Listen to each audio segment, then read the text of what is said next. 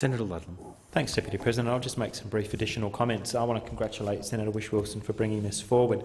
As Senator Whish-Wilson and Senator Milne have identified, going into trade agreements or investors' rights agreements, as the TPP should more properly be understood, pretending that trade issues are entirely separate to environmental or human rights issues is a recipe for utterly amoral foreign and trade policy. And that is what the government appears to be plunging us into.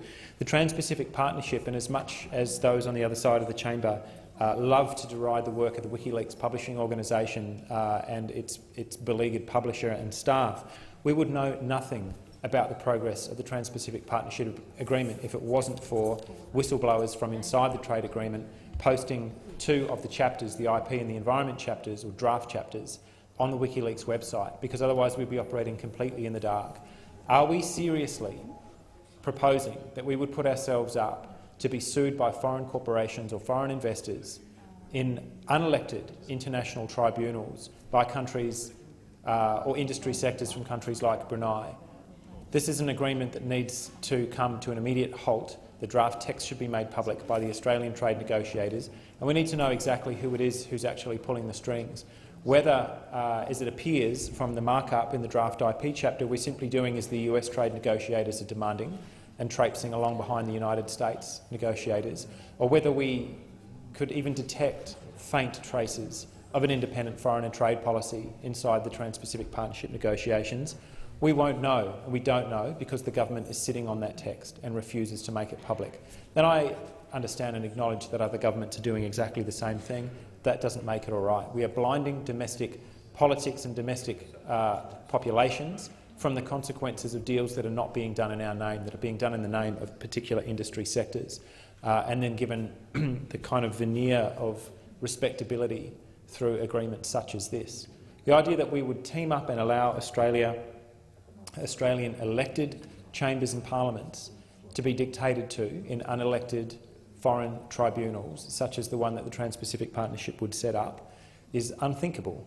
And so I have no idea how Liberal and national politicians can come in here. And these negotiations were started under the ALP, although they did at least have the grace to support our motion, which I think was jointly introduced in joint name, to make the text of that document public.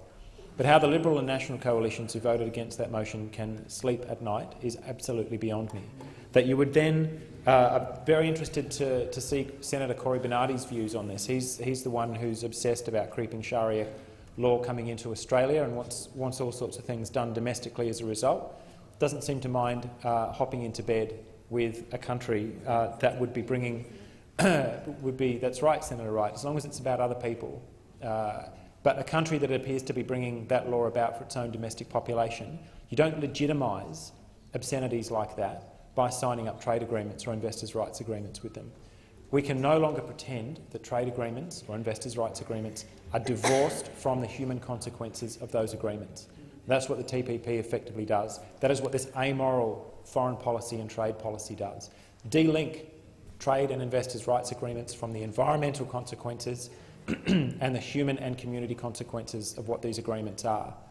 And the day that the Australian government is sued by foreign tobacco multinationals or the gas fracking industry or the atomic energy industry or forestry corporations from overseas for daring to pass laws to protect environmental protection or public health and safety, it's going to be absolutely no pleasure whatsoever to stand up in here and say, "We told you so." The time for disclosure and transparency on this agreement is now, and if you're not seeing the red flag put up by the kind of countries that we're proposing to get into bed with, as a result of the motion that Senator Whish-Wilson's brought forward today, then I have no idea what it would actually take. With regard to Senator Faulkner's brief comments, I guess I don't understand the distinction that the Labor Party has started to draw between complex foreign policy matters and complex domestic policy matters. I don't understand it at all. We still bring motions forward in here that have life or death consequences for I will go back to the original speech, Senator Faulkner. I suspect it'll be worth a read. But nonetheless, we deal with complex and sensitive. I'm only half joking, Senator Faulkner. I suspect it is quite a valuable contribution. Order. However, Thank you for calling the chamber to order, Deputy President. I'm in need of your protection from Senator Faulkner.